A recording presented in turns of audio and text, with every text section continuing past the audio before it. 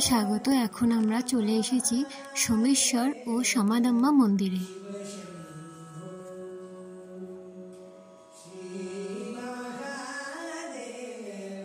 মন্দিরের ভেতরে ঢুকতেই আমরা সবার আগে একটা গণেশের মূর্তি দেখতে পাচ্ছি। জানা গেছে মন্দিরটা 1300 বছরের পুরনো, আর মন্দিরের ভেতরে ঢুকতেই দেখা যাচ্ছে সোপস্টোনে খোদাই করা কিছু মূর্তি।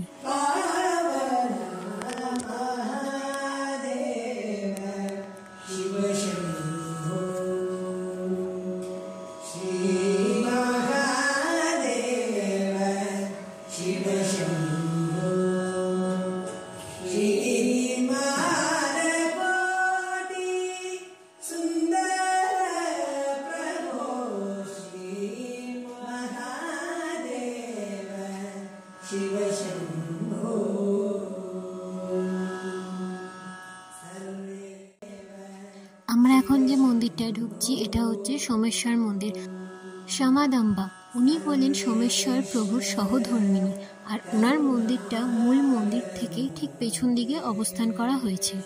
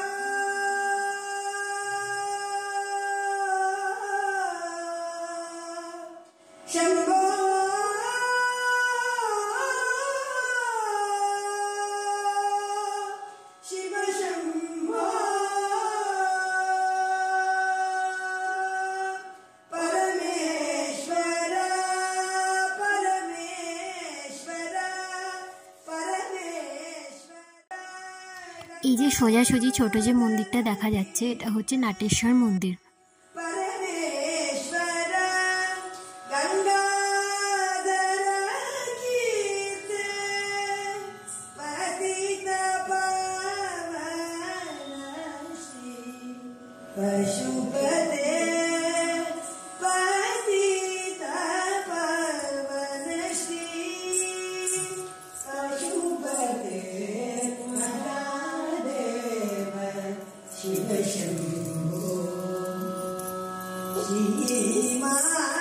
সমাদম্মা মন্দিরের ঠিক পাশেই অবস্থিত এবং কিছুটা ঘেরা এলাকায় এই নাটেশ্বর মন্দির। ধারণা করা হয় বহু বছর আগে চোরেরা এই মূর্তিটাকে অপবিত্র করেছিল এবং মন্দিরের বহু মূল্যবান জিনিসপত্র চুরি করে নিয়েছিল, এবং চোরেরা মূর্তিটাকেও সরিয়ে নিয়ে গিয়েছিল। তারপর থেকে এটা বিশ্বাস করা হয় যে মন্দিরটা পুজোর যোগ্য না, আর এটা পরিত্যক্ত অবস্থায় পড়ে আছে। মন্দিরের ভেতরে কোনো দরজা নেই। বর্তমানে এই মন্দিরটাকে নতুন করে পবিত্র করে পুজো শুরুর জন্য উদ্যোগ নেওয়া হয়েছে।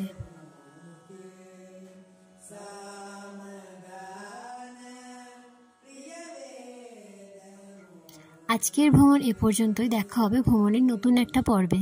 আর হ্যাঁ, ভিডিওতে যে ব্যাকগ্রাউন্ড মিউজিকটায় যে মহিলা কণ্ঠস্বরটা পাচ্ছ, এটা একজন মহিলা ওই মুহূর্তে মন্দিরে দাঁড়িয়ে গাইছিলেন। তো মন্দিরের ভেতরে যেহেতু ভিডিও করা নিষেধ, তো আমি ওনার ভয়েসটা রেকর্ড করে নিয়েছিলাম।